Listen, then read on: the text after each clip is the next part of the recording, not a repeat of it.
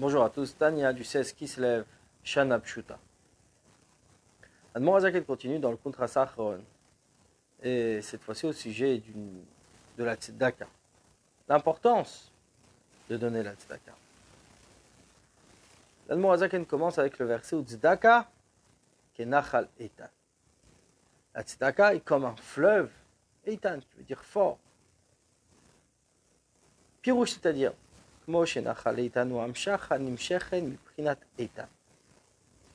comme le fleuve de Eitan, de la force, c'est une amshacha, c'est ce qui fait descendre, ce qui attire du niveau de Eitan. Alors Eitan qui veut dire la force, mais ce niveau de Eitan de la Neshama, c'est un niveau de force qu'il y a dans chaque âme juive réellement. C'est-à-dire qu'il ne veut pas être séparé d'Akadosh Baruch, qui vient du niveau de Chochma, niveau de la sagesse, du plus haut des niveaux, c'est-à-dire qu'on ne peut se séparer de Dieu pour aucune raison réellement, ce n'est pas logique. Mais ça vient de cette force de Eitan.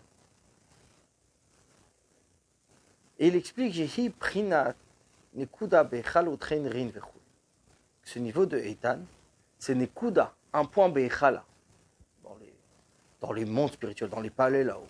Que Chochma, en fait, la sagesse, c'est aussi un point. Et à son Eichal, à son palais, qui est le niveau de Bina, le niveau de la compréhension, puisque la sagesse, la Chochma, va se développer dans la Bina, dans la compréhension.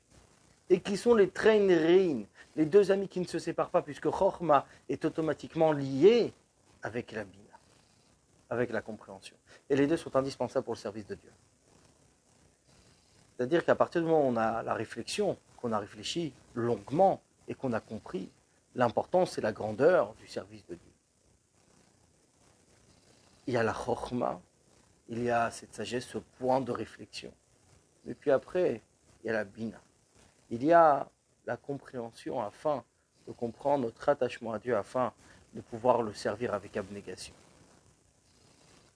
Veotiot Eitan, et les lettres du mot Eitan, mais Shamshot le Atid, servent pour le futur.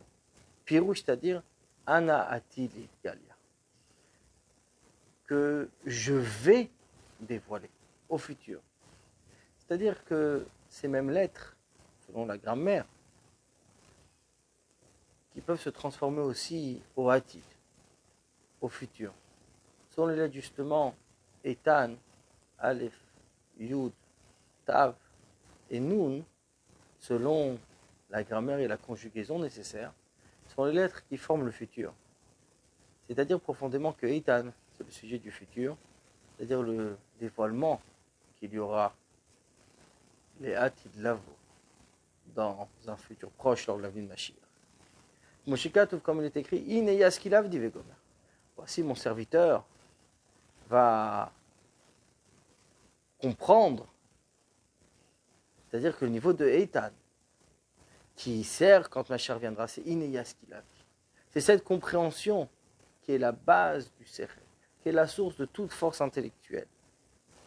C'est-à-dire, chez Gal et As, qui va se dévoiler alors, Orin Tov Baruch, la lumière infinie, Vichudo Yitbarech, et l'unité de Dieu béni soit-il. Tor Pnimiut Nekudat Alev, à l'intérieur du plus profond du point du cœur. Aïdam Shachat Nachal Eitan, en faisant descendre ce fleuve de Eitan, cette force, Waharat Chochmaïla, qui est la lumière de Chochmaïla, la sagesse suprême, chez Yair qui éclairera. Bipnimiut Alev, dans la profondeur du cœur, Libatel Bichudo Yitbarech, afin de s'annuler dans l'unité de Dieu. Betachlit, complètement Mumka Deliba, du plus profond du cœur. C'est-à-dire que le Nachal Eitan, ce fleuve fort, cette force de Eitan, viennent et descendent dans les midot qui sont dans le cœur. Et ça va descendre, Omek Alev, comme Admorazak vient de dire, dans le plus profond du cœur. Après avoir enlevé la orla, c'est-à-dire ce qui empêche le dévoilement par rapport à tous les désirs matériels, etc. C'est-à-dire que s'il y a toujours ce voile sur le cœur, bien qu'il y a la chokhma et qu'il y ait la bina, mais le dévoilement ne peut pas y être. Il faut pouvoir enlever la orla, il faut enlever ce qui empêche le service de Dieu, et avec la chokhma, puis avec la bina, avec cette réflexion, on peut arriver au grand dévoilement. Et voici, maintenant dans cette galoute, dans cet exil, il y a aussi un conseil. Les Haïr Tzat Or Hashem, de faire briller un peu de la lumière divine, Miprinat Eitan, du niveau de Eitan, les Toch Nekudat Pnimiut Alev Ke'eineati, qui va briller dans ce point le plus profond du cœur, comme sera quand Mashiach viendra.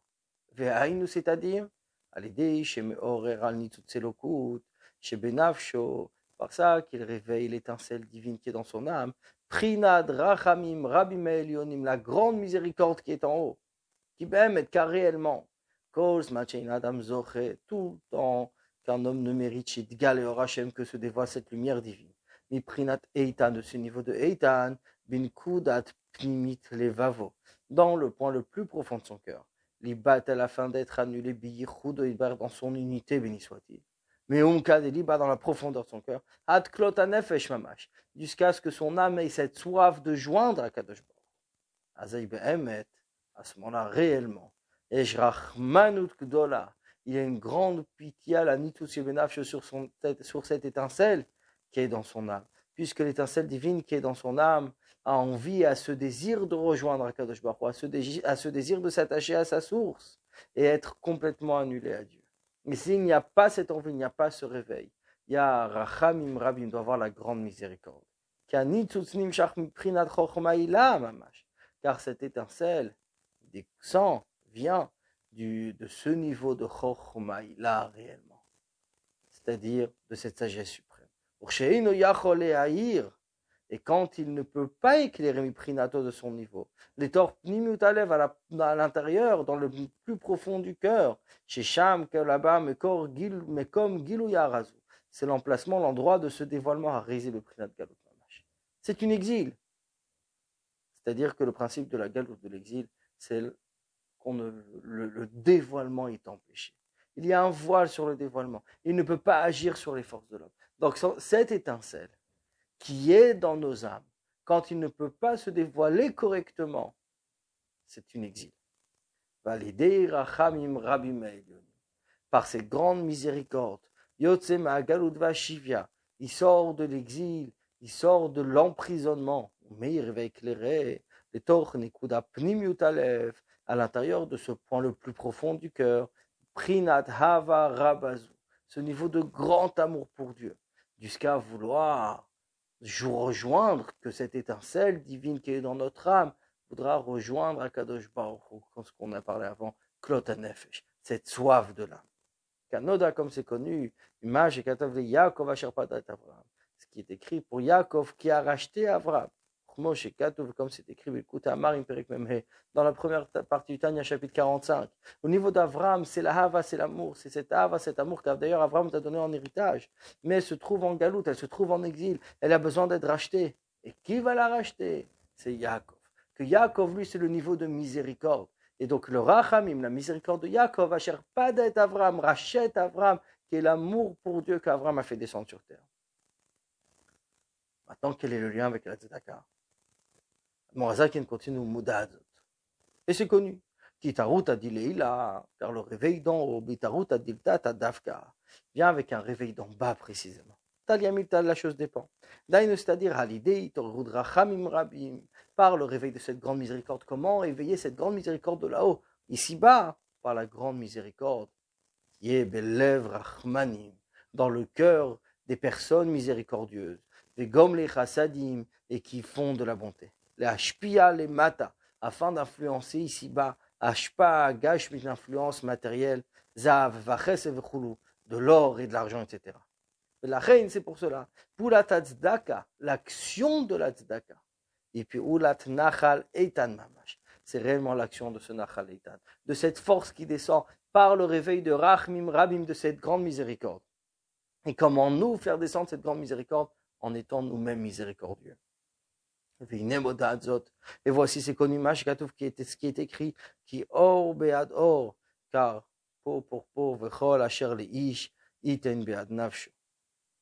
Tout ce que l'homme a donnera pour son âme, haelokit. L'âme divine les haïra, afin de l'éclairer, behor achai meinsof baruchu, avec la lumière de la vie qui est l'infini de Dieu béni soit-il. C'est-à-dire que la tzedaka est nécessaire pour sauver l'âme divine. Donc l'homme doit être prêt à pouvoir donner pour sauver son âme, cette étincelle divine éveiller cette grande miséricorde à Kadosh Baruch Hu. Bonne journée à vous.